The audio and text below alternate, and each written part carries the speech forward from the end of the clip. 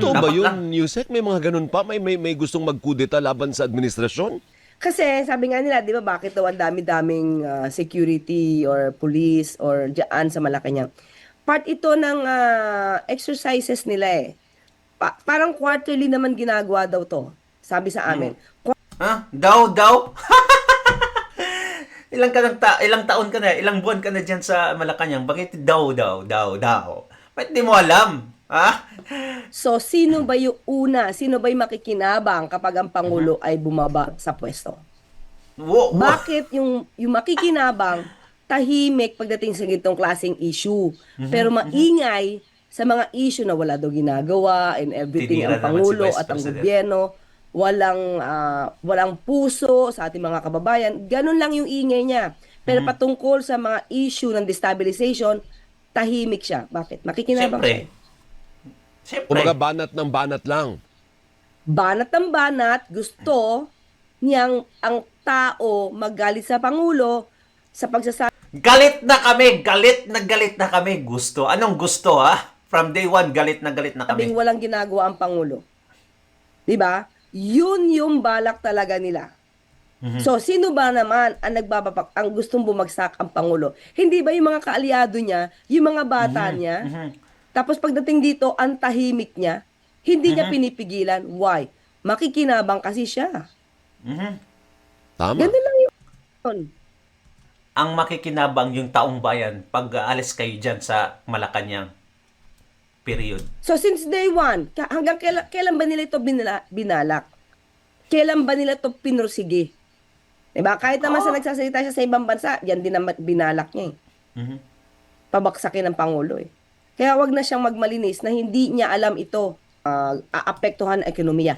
Yun ang ginagawa nila. Yun ang gusto nila. Para sabihin nila, ang nangyayari ngayon sa Pangulo, bumabaksak ang ekonomiya. Is it because of the President? No. Because of them. Dahil sa patuloy nilang ginagawang pag-iingay, paninira, mga fake news, lahat ito definitely makakaapekto sa ekonomiya. Tapos sasabihin nila, gusto nila umangat ang ekonomiya. Wala silang ginagawa. Destabilization talaga sila. Diba? Gusto nang umiyak ni Castring, mga kadonatics, na nakafilter yung mukha. Hanggang dyan na muna at ayoko uminit ang ulo mo on a Wednesday. Malacanang to be declared state of emergency, mga kadonatics. Nako! And this is nationwide! Oh no, tingnan nyo naman kung anong nangyari sa Bangag administration, mga kadonatics. Talagang, lugmok ang Pilipinas. At ngayon, before natin panoorin yung video ni Auntie Claire, mga kadonatics, panoorin mo muna natin itong kung gaano kakapal ang mukha, kung walang hiya itong Cabral na family, mga kadonatics. Tingnan nyo naman. Tapos ayaw nilang paniwalaan yung Cabral files. Eto, mga kadonatics, panoorin natin. Nabuking ng Anti-Money Laundering Council ang milyon-milyong insurance at bank withdrawals ni late DPWH Undersecretary Maria Catarina Cabral at ng kanyang mga anak. Naganap umano ang mga transaksyon mula July hanggang December 2025 o kasabay mismo ng kasagsagan ng flood control scandal. Flood control scandal, mga kadonatics. Grabe. Can you imagine that? Ha? Ayun. Tingnan nyo naman, mga kadonatics. Talagang deserve na yung nangyari sa kanya. Deserve niya, mga kadonatics. Bukod sa umano'y biglaang paglobo ng yaman nang yumaong si Maria Catalina Cabral mula nang maupo siya bilang DPWH Undersecretary, naitala rin daw ang pinakamalalaking bank at insurance transactions ng kanyang mga anak mula 2022 hanggang 2025. Ayon yan sa investigasyon ng Anti-Money Laundering Council o AMLAC. Ayon sa freeze order petition na inaprubahan ng Court of Appeals noong March 2, sinabi ng AMLAC na may indikasyon umano ng wealth preservation at intergenerational transfer ang insurance transactions na nakapangalan kay Cabral. Sa pagtatala ng AMLAC mula December 2024 hanggang October 2025, lumobo ang halaga ng iniligay na pera ng panganay na si Stephanie sa insurance policies at hinugot mula sa bank accounts na nakapangalan sa kanya. Aabot ito sa 7 transactions na may 37.7 million pesos worth of outflows. May 10 transactions namang naitala sa pangalan ng bunsong si Colleen na aabot sa mahigit 92 million pesos. 9 out of 10 transactions recorded noong 2024 at 2025 lang. Ayon sa AMLAC, insurance-related ang majority ng transactions ng magkapatid kung saan beneficiary sila ng kanilang ina. Naitala rin daw ang malalaking transactions sa mga panahon kung kailan, ani AMLAC, ay may substantial control si Cabral sa pondo ng DPWH projects. Hindi rin daw tugma ang financial profile at lawful source of income ng magkapatid sa halaga ng kanilang recorded financial transactions. Kasabay nito, 33.7 million pesos out of the 45.5 million pesos na over-the-counter withdrawals ni Cabral mula nang maupo siya bilang USEC, naitala lang din noong 2025. Una nang iniulat ng Billionaire News Channel na pinatawan na ng freeze order ng Court of Appeals ang assets ni Cabral. Kabilang dito ang nasa 31 bank accounts, 25 insurance policies at 6 na motor vehicles. Kasunod yan ng affidavit na inihain ni former Undersecretary Roberto Bernardo na kasalukuyang nasa Witness Protection Program ng pamahalaan. Yusek Cabral would tell me that she would communicate and meet legislators to inform them of the amount of their allocations and ask them for titles of projects that they want to include in the DPWH budget. Una nang sinabi ng DOJ na bagaman pumanaw na si Cabral at absuelto na siya sa kanyang criminal liability, Pumanaw kaya? Baka buhay na buhay yan. posible pa rin maghain ng civil forfeiture cases ang gobyerno para mapreserba ang kanyang assets.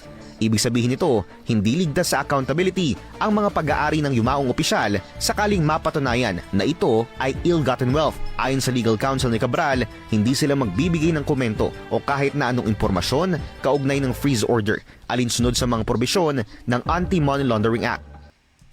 So, anong masasabi nyo mga kadunatics, ha?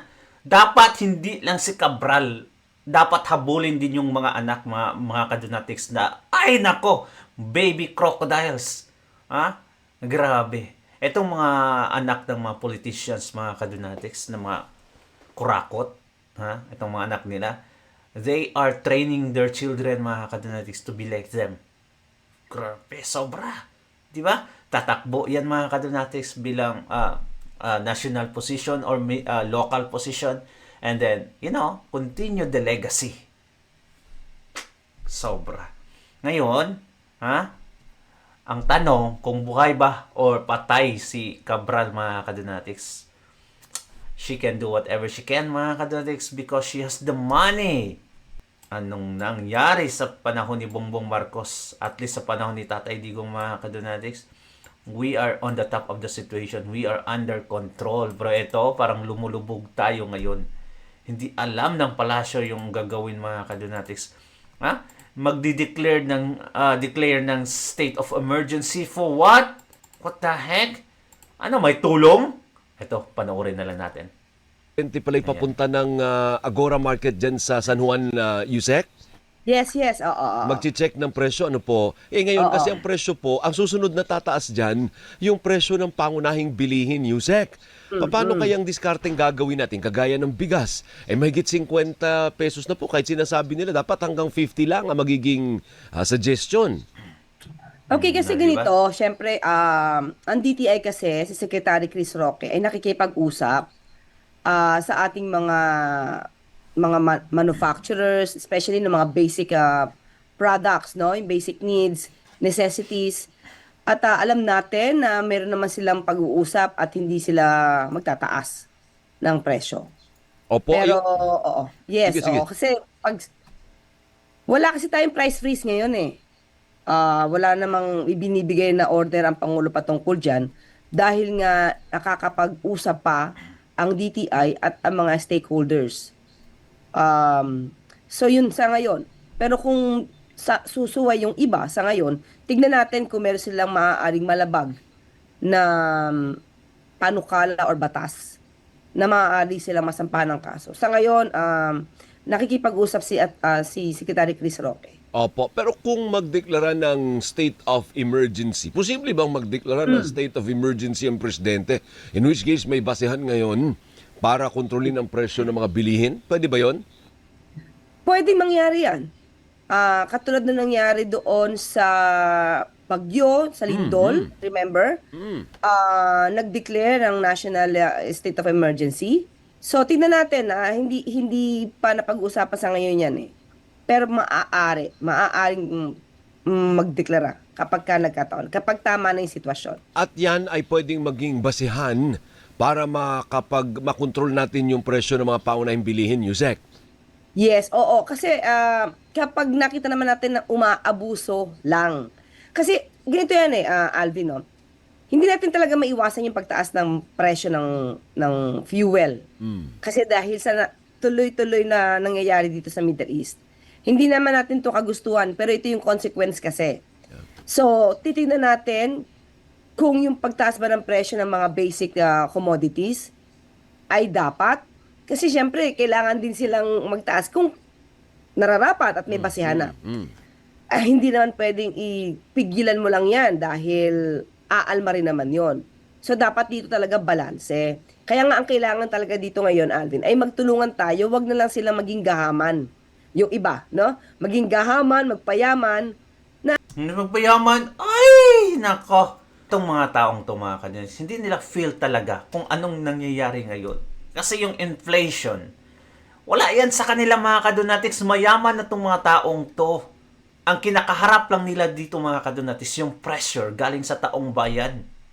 Sa hinaing ng taong bayan mga kadonatics. Pero as far as yung mga bilihin, oil hike mga kadonatics, wala yan sa kanila. Mga mayayaman. Tapos magsasabi ka ng ganyan. Bungok. I mean, wala namang kailangang dapat na i-increase ng sobra-sobra, yung hindi reasonable na presyo. So, dapat magtulungan talaga tayo dito at kumbaga, yung iba, magsakripisyo na. Kasi maraming sobrang maapektuhan. Diba? Sabi nga nila sa mga klase ng gitong calamities at sitwasyon, merong pinapaboran eh, may napapaboran because of the situation. May yumayaman, merong nahihirapan. So sana maging balanse tayo, lahat tayo dito magsakripisyo na. Opo, ang Sana. susunod po na hihirit ng Are dagdag, you not doing anything? yung mga manggagawa na po kasi tumaas yung pasahe niya, tatas ang presyo ng bilihin, sasabihin ng manggagawa, saan ko kukunin yung dagdag na gastos na yan? Paano po ba yan? Suportado ba ng Malacanang nataasan din ang sahod ng mga manggagawa para makaagapay sa pagtaas ng presyo ng bilihin at pamasahe? Ito mga kadonatics, very interesting. Mga teachers doon sa Vietnam, kasi may kilala talaga akong mga kadonatics eh. Mga teachers, alam nyo ba kung magkanong tinaas na sahod sa kanila mga kadonatics dahil sa inflation? 10,000 pesos each! What the heck? Hindi yan sa, at least sa mga foreign workers mga kadonatics. 10,000 ang itinaas. So, grabe mga kadonatics. Can you imagine that? Binigyan sila ng 10,000. And every month yan. Dahil sa inflation ha. So, hindi pa rin ramdam ng mga tao doon. Sa local, obviously, nagtaas ng konti. Pero sa foreigners, mga kadonatics, grabe, kakaiba. Hindi ramdam ng mga foreigner yung pagtaas ng presyo. Dahil sa ginawa nila. Pero sa Pilipinas, hindi yan mangyayari mga kadonatics. Hindi pa yan na pag-uusapan, kaya ngayon, ang pinakamabilis na pwedeng gawin ng Pangulo at ng administrasyon na ito, ay magbigay agad-agad ng ayuda at sinisimulan na ito. Ayan yung ayuda mga kadonatics na, ay nako, nabubuhay sa ayuda itong administrasyon ito. From day one mga kadonatics, ayuda. Kaya nga wala tayong nagawang proyekto eh. No, walang legacy project kasi ayuda. Ay nako. Kasi kahit paano makaagapay doon sa pagtaas ng presyo ng gasolina. 5,000 for the whole year or for the rest of your life mga kadonatics. Wala, di ba? Ng fuel.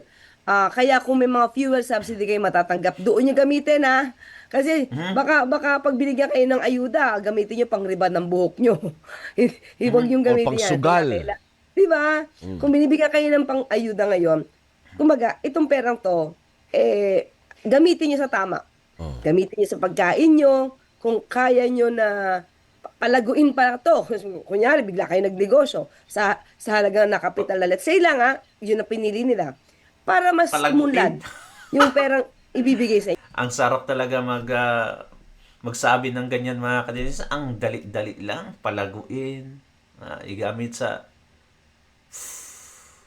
At alam nyo ba yung 5,000 na yan, mga kadonatics, hindi lang yan sa fuel, ha? Kundi sa buong pamilya na yan, mga kadonatics. Tapos, mabigyan ka lang ng ganyan, hindi na mauulit, mga kadonatics. Ano bang klaseng ayuda? You know what, mga kadonatics? Yung klaseng ayuda na yan, wala pa rin yung impact eh. Walang impact talaga yan. Namamatay na lang yung mga kababayan natin dahil sa, pagkukiyo, mga kadonatics. Can you imagine that? Ha? Pupunta ka lang para mabuhay, gusto mo yun ng ayuda, tapos mamatay ka pala in the process, mga kadonatics. Kawawa. Kahit maliit lang. Kaya sabihin ng iba, 5,000 lang yan. Pero Alvin, ang 5,000 na ibibigay nating ayuda, pag sinuma mo yan, hindi biro ang presyo niyan. Hindi biro ang halaga niyan para sa gobyerno. Yeah, 30 billion sa Maynila lang. So, kumbaga, pagtulong-tulungan natin lahat. Opo. Paano naman tayo? Tayong mga nasa ikaw. Siguro naman, hindi ka pa naman Tayo ha. Ay, sobrang yaman, di ba? Hindi Pare-pareho tayo nasa gitna. Paano naman tayo? Nasaan yung ayuda natin galing sa gobyerno, Yusek? Pinag-iisipan din yan, no? Pinag-iisipan yan. Kaya nga, itong excise tax, ito nga sabi nila, di ba?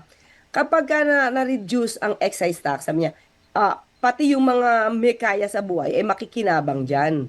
Sabi niya, parang hindi yata tama, kasi parang makikinabang din yung mga may kaya. Pero lahat tayo dito, pantay-pantay na, wala na tayong titignan dito, mayaman, mahirap eh. Kung ano ikakagaan ng pwedeng ibigay ng Pangulo, mayaman, mahirap, dapat kumbaga i-appreciate na natin kasi hindi pwedeng mamili tayo ngayon dito. Dapat mahirap lang yung tulungan. Hindi, pati yung mga middle class, pati yung mga nakakaangat sa buhay, kailangan din naman nila ng tulong sa gobyerno. Maybe indirectly, hindi yung perang ibibigay sa iyo. Pero ano yung maidudulot ng pagbaba ng presyo dahil sa pag-reduce ng excise tax? Lahat tayo dito makikinabang. Lahat tayo ha. Grabe yung pakinabang nyo sa pera ng taong bayan. Sobra yung pakinabang nyo. Sobra. Kaya tayo nagkaganito, mga kadonatics, ha. Dahil sa pakinabang na yan. Sobra. Yung nakaw nyo sa pera ng taong bayan. Tapos ikaw Castro ka. Ha? Ikaw Castro. Kung makadefend ka, akala mo talaga mga santo yung mga dinipensahan mo. Ay nako, mga kadonatics. Sobra. Tama. So ano ang gustong sabihin po ng Malacanang sa lahat ng umaaray sa pagsirit ng presyo ng petrolyo at ang susunod, pagtaas ng presyo ng bilihin at hindi pa rin nataas ang sweldo, Yusek? Yes, ganito yan. Sa ngayon po ang Pangulo talaga ay iniisa-isa po ang pwedeng itulong. Tandaan natin, Alvin, pati yung pagpa-repatriate ng ating mga kababayan, ginagawa yan. Kumbaga, sabay-sabay eh. Ginagawa yan ha? Akala ko ba walang eroplano? Saan na yun? Sure ka, ginagawa nyo talaga o ginagawa ng Singapore? Sabay-sabay yung pagtatrabaho ng Pangulo ngayon para sa lahat ng mga kababayan natin. Mukhang wala naman siyang mga secretaries, mga kadonatics. Ang dami mong undersecretaries. Secretary. Di ba? Isang command lang yan. Yung Pangulo, siguro mga kadonatics, andyan lang yan sa Malacanang, hayahay na hayahay. Walang, hindi pansin yung mga nangyayari, mga kadonatics. Hindi talaga feel nila yan. Ano man kayo sa posisyon o ano man ang kondisyon niyo sa buhay, ma-reach kayo ng gobyerno para mabigay ng tulong. So, kung ano po yung nangyayari sa bansa natin because of that situation in the Middle East, hindi po ito ginusto ng gobyerno. Kaya nga po pati kami po ay titipid din po sa gobyerno at kami na po ang nangunguna para magtipid at sana po lahat ay sumunod. 'Di ba? Para po kahit paano maibsan natin yung impact nitong nangyayari sa Middle East. So, nandiyan lang po ang gobyerno, handang tumulong. Kung meron po ng aabuso, isumbong nyo lang po sa amin. Kasi para po ito matuguran. Hindi po kasi lahat makikita natin yan eh. So, kayo na po mga kababayan natin. Kung may nakikita po kayo umaabuso sa pagtaas ng presyo, sa... Grabe, kitang-kita namin yung pag-aabuso ninyo sa pera ng taong bayan. Sobra. May ginawa kayo? Wala. pag-hoard, profiteering, isumbong niyo po agad sa amin. Kasi hindi po kami mangingimi ng sampanya ng kaso. sa gitna ng kaliwat ng problema at kailangang asikasuhin ng presidente, ang balita namin, mukhang may nagpaplano pa raw na magkudeta.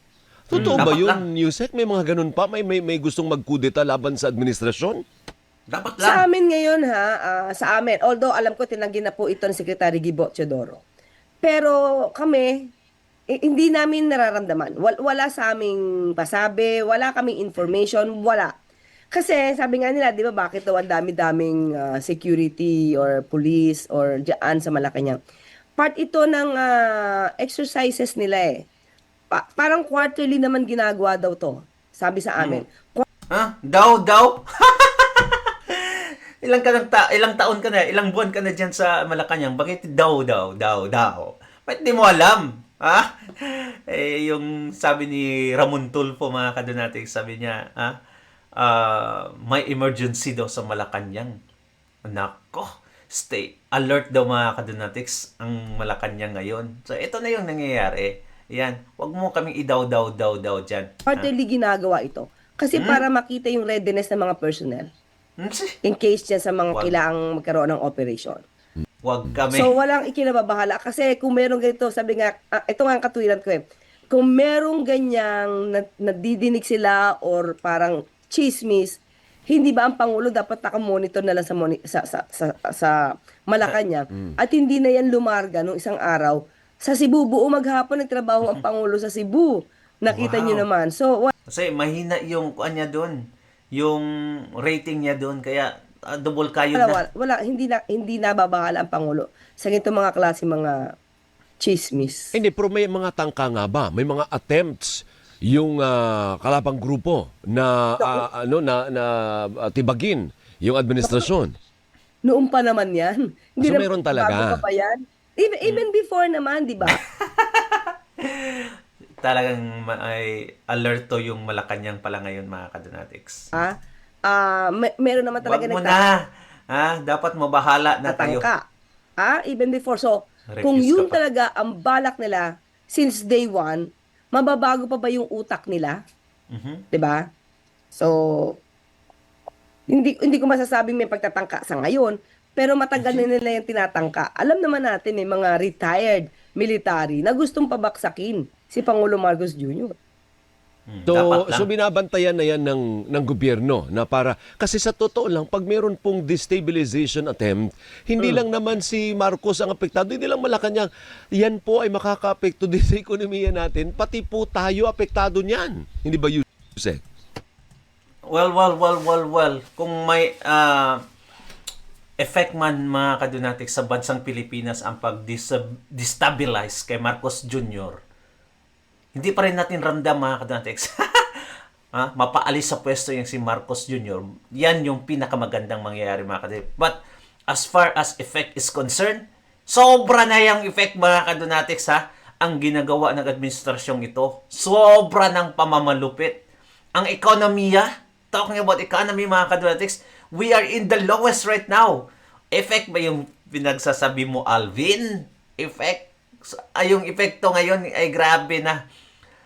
The only good effect that would come out, mga kadonatics, should Marcos administration be ousted, or BBM be ousted, mga kadonatics, ay ang kasiyahan nating mga Pilipino. Majority of us, mga kadonatics, kahit pa, despite of what is happening, talagang magbunyagi tayo, mga kadonatics, pag mawala si Marcos sa pwesto. Kaya nga. So, sino ba yung una? Sino ba yung makikinabang kapag ang Pangulo ay bumaba sa pwesto? Bakit yung makikinabang tahimik pagdating sa ganitong klaseng issue, pero maingay sa mga issue na wala daw ginagawa and everything, Tinira ang naman si Pangulo Vice at ang President. gobyerno, walang puso sa ating mga kababayan. Ganun lang yung ingay niya. Pero patungkol sa mga issue ng destabilization, tahimik siya. Bakit? Makikinabang siya. Kumaga banat ng banat lang. Banat ng banat, gusto niyang ang tao magalit sa Pangulo sa pagsasabi Galit na kami. Gusto. Anong gusto, From day one, galit na kami. walang ginagawa ang Pangulo. 'Di ba? Yun yung balak talaga nila. So, sino ba naman ang ang gustong bumagsak ang Pangulo? Hindi ba yung mga kaalyado niya, yung mga bata niya? Tapos pagdating dito, ang tahimik niya, hindi niya pinipigilan. Why? Makikinabang kasi siya. Tama. Ganun lang yun. Ang makikinabang yung taong bayan pag aalis kayo dyan sa Malacanang. Period. So, since day one, hanggang kailan ba nila ito binalak? Kailan ba nila ito pinursige? Diba? Kahit naman sa nagsasalita siya sa ibang bansa, yan din naman binalak niya eh. Pabaksakin ng Pangulo eh. Kaya wag na siyang magmalinis na hindi niya alam ito. So, kung May sinabi ba si Inday Sara Duterte?